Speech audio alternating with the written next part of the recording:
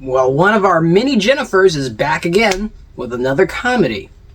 See if you can guess which one.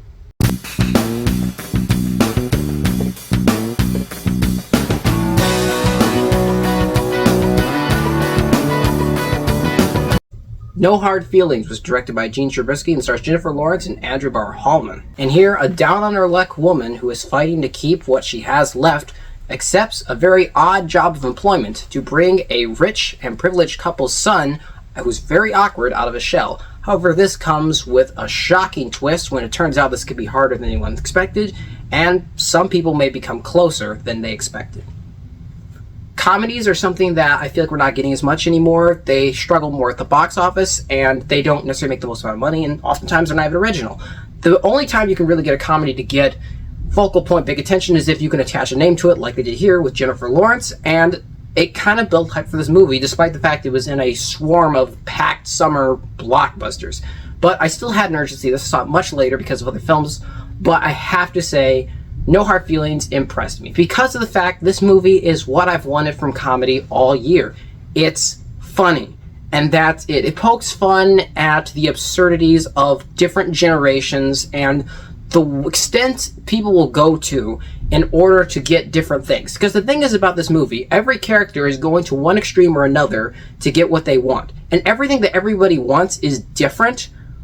However, they're all things that seem important to them. But they're willing to do the most ludicrous things, the things that sound completely insane to us as the audience, but to them seem rational. And that's actually brilliant, because I love comedies that are more than brainless fun and can actually have something to say about the real world. But this movie is beyond that. It genuinely has hilarious moments and a lot of fun jokes in it, and it's carried by the two lead performances in here.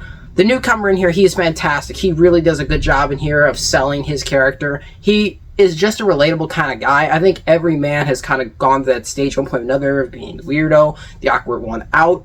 It's a funny thing to watch, and in a way, he's kind of the everyman in this story. At the same time, Jennifer Lawrence absolutely kills it in here. She was my favorite part of this film, and such is the reason that she got the lead role.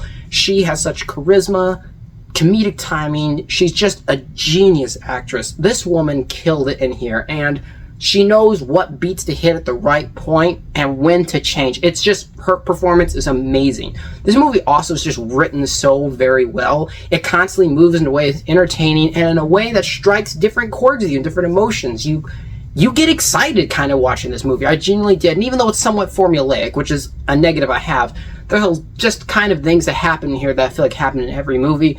It manages to have surprises, and that's rare for a comedy now. And it really does have some. I like the kind of B-movie quality we have to it. It's like that lower budget studio comedy that I'm used to, and I really enjoyed this movie, and I love the relationship that builds up between these two and how we see them interact with others and how they change, and everyone in here gets to have so many moments. I mean, this movie is just hilarious to me. There's so many bits that are awesome. One at a party is really great, and one that's at a beach is just hilarious. This movie had me laughing loudly. Like, I don't mean chuckling, I mean literally laughing out loud, and that's something I don't get enough of from comedies anymore. This movie's by no means necessarily perfect. As I said, it's formulaic to a certain extent of, you know, kind of being like things we've seen before. We have the misunderstandings, we have different things that are tropes we see in a lot of movies. But also, I will say that as much as I loved this movie, the third act for me was okay. I didn't like necessarily everything that happened in it. It didn't quite feel complete. It felt a little thrown together in a little bit of a way. And it didn't quite sell me on everything that was happening. You know, it just kind of felt like they had put maybe a little too much of a rush ending. Like, oh, it's a comedy. You know, no one's going to care. But in a way, I cared because I got invested in this comedy. The only other thing I'd have to say that did stand out to me as a little bit just was the way it's shot. It's kind of boring to look at. And I know it's just a comedy, but there's still a level of enjoyment to be had of the way you can shoot and edit a comedy that makes it funnier. And at times, this didn't complement the film. They didn't always edit or shoot this in a complimentary way, which distracted from it a little bit, but not much. I absolutely had a fantastic time with No Hard Feelings. It's absolutely brilliant with fantastic, hilarious sequences, and I enjoyed it immensely. I would recommend you go see this movie. You don't necessarily have to see it in theaters. I'd say this is a stream movie. When it comes out, watch it there. Unless you really are a big Jennifer Lawrence fan, in which case I'd say go check it out right now in the theaters. It's so much fun. I'm going to give No Hard Feelings an 8 out of 10.